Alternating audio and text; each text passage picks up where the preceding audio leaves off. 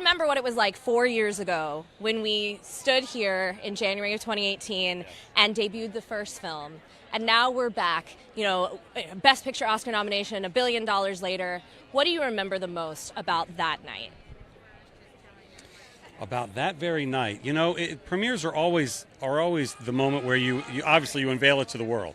And up until that point, it was this really important thing that we thought we were trying to put together, and that Ryan Coogler poured his heart and soul into. And it was this night and this carpet, even before, frankly, the movie played, that it felt like, oh, this is connecting. And the marketing, of course, was incredible up to that point, and then the screening itself. So it feels, as you even say, in some ways it feels like yesterday. In some ways, 2018 to all of us feels like 120 years ago. So it's just like a million years ago. Of course, this movie is a true tribute to Chadwick Boseman and his legacy, both on screen and off as a man. What does it mean to you to be a part of carrying that legacy forward, to see so many people here to celebrate him? I think I even understand some of his family is here tonight. Yeah. It's an honor. There was an event called D23 a month or so ago, and Chad was honored as a Disney legend, and I got to meet his whole family there for the first time. I just feel very lucky and thankful that I got to have him in my life for the short time that I did, and more importantly that he did at such a young age, such a body of work that it will last forever, and generation after generation after generation will get to feel his presence. You mentioned Ryan, the incredible and talented young Ryan Coogler, who's actually just right behind you on your left there. But what about his talent and the way that he created this movie stands out to you?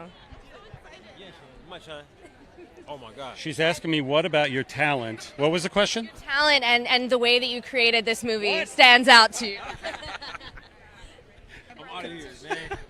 What about the genius? No, stop. You're not allowed to say it in front of him.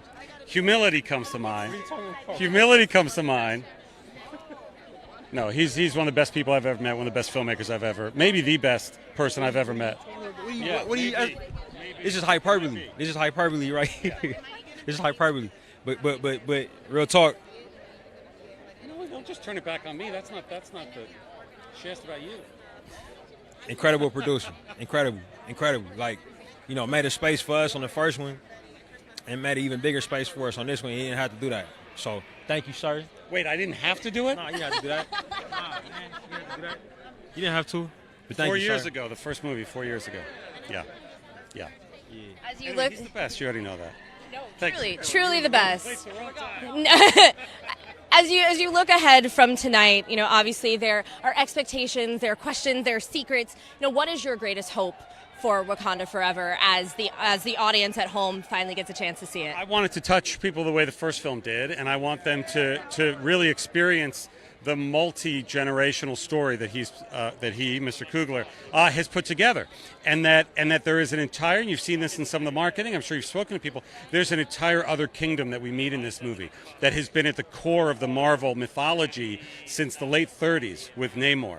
And Ryan has focused in on that during the making of the first movie, where he said, wouldn't it be great to bring in this other kingdom? And what he's done with Namor and with that kingdom, I can't wait for audiences to see.